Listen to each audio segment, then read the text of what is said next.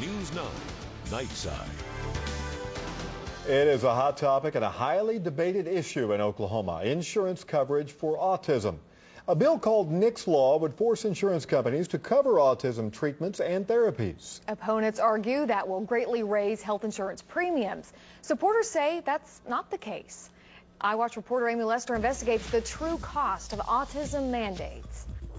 What color would you like to use? 40 hours a week. Do you have a purple? Do you want to paint some Barney? Tutors and therapists devote their lives to Nick Rohde, trying to help him overcome autism. Like other families, we spend a lot of money out of pocket, and it gets difficult.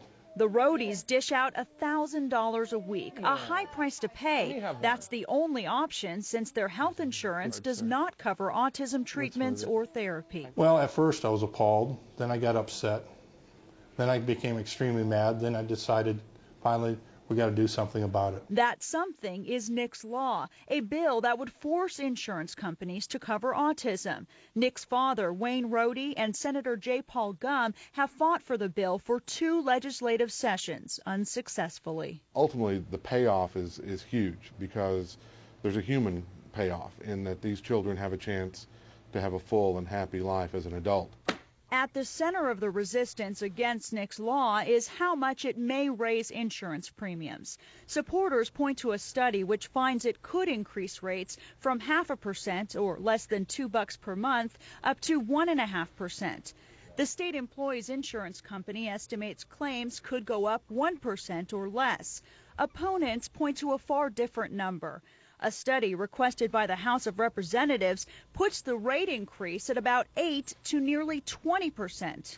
Since there's such a discrepancy in the studies in our state, we decided to look at other states to see what they've experienced or what they expect will happen with laws there. In Indiana, where a law is in place, last year the largest HMO paid out nearly $340 million in claims, almost $590,000 for autism. That means 0.17% of all claims went toward autism.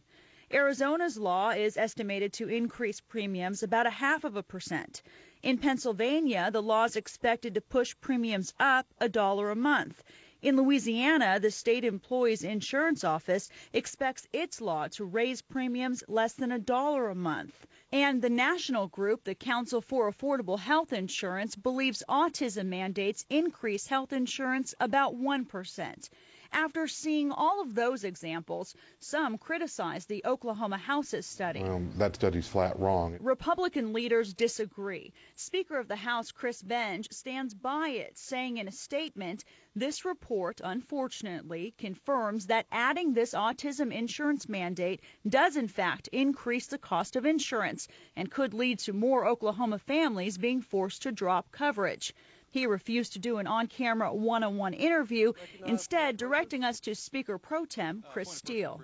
The study that we're basing our findings on is sound. So why are the numbers in the House of Representatives study so much higher than everything else we found? Each state is unique, and the population of people that live in each state is unique. And in Oklahoma, again, we have the 4th highest number of uninsured, and that contributes to what this would cost for the people who do have insurance. Senator Jay Paul Gumm, the author of Nick's Law, couldn't disagree more. It's a very, very small cost, less than a cup of coffee a month for most premium payers. At the Capitol, the battle continues over the numbers. And it's a shame. And supporters of Nick's Law will keep questioning lawmakers pushing for change. I'm fighting for my son. Just like any other parent, we're fighting for our children. And I'm not going to stop. And they're going to have to deal with this. I talked to the actuary who did the study for the House of Representatives, Thomas Cummins. He believes it's accurate. Wayne Rohde, Nick's father, filed a complaint against him with the Actuarial Board for Counseling and Discipline. The board dismissed the complaint, saying Cummins did not violate the Code of Professional Conduct. All right, Amy, and Thomas Cummins did not want to go on camera for an interview for our story. So far, 10 states have laws similar to Nick's Law. If you have an idea for our iWatch team, please call the hotline, the number 841-9938. You can also send us an email to iWatch@news9.net.